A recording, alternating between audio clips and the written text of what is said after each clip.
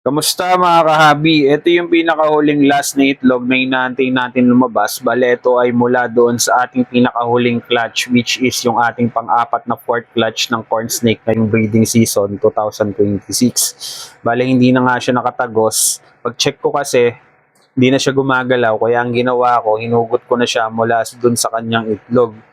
At ang dahilan kung bakit siguro hindi na siya nakalabas at hindi na siya nakatagos, dahil kita naman yung form ng katawan niya, masyadong malala yung deformities, masyadong malala yung kinks ng katawan niya.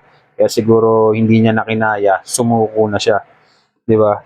So, ganun talaga ang breeding, hindi palaging panalo, pero at least hindi naman tayo talo kasi marami pa naman tayong goods and marami rin naman tayong natutunan ngayong breeding season. So, bawi na lang tayo next season para hindi na maulit yung ganitong senaryo dito sa breeding natin ng mga corn snake natin.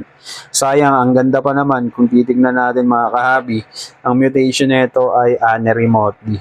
Wala, hindi pinalad, hindi siya nakatagos. Kaya bawi na lang tayo next breeding season. So ito, bahala na kung anong gagawin natin dito, kung kanino natin ibibigay. Tabi muna natin. Tapos mga kahabi, ito pala yung mga papisa natin na second clutch, third clutch at yung fourth clutch. Sama-sama sila dito, hindi ko pa napapag-iwalay. Ngayon pa lang natin pag-ihiwalayin. Meron na tayong mga lagayan dito. Ito, may dalawa tayong lagayan dito. Ito, naka-ready na, may mga butas na yan. So ito, yung malaking version na itong lagayan natin na to. Asan na yan? Ito. So ito ay kapares lang na ito. Mas malaki lang to.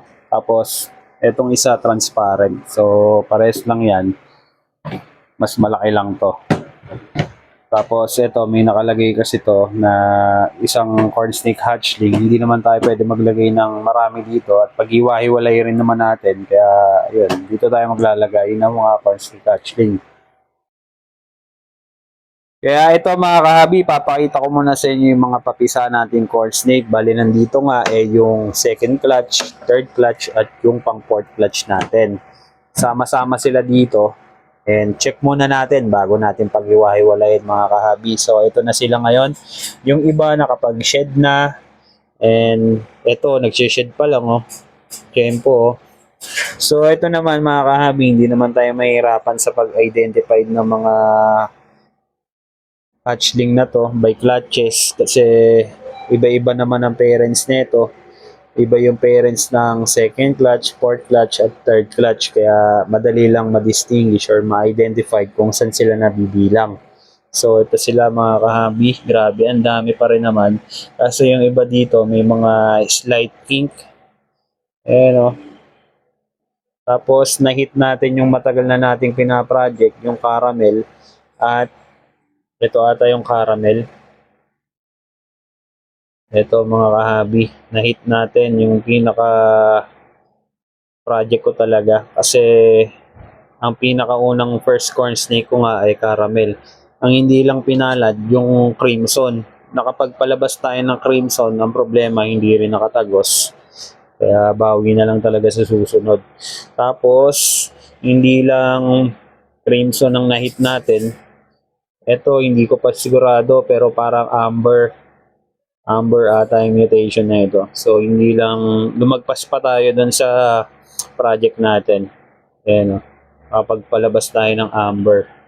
So, yung mga nandito, mga normals, mga mask, meron din motley dito, meron din anery, at ayun, yung caramel, amber, ayun yung mga nandito. Tapos, meron tayong isang amel o yung albino. Ayan. Yung albino dun yan sa pangalawang second clutch natin.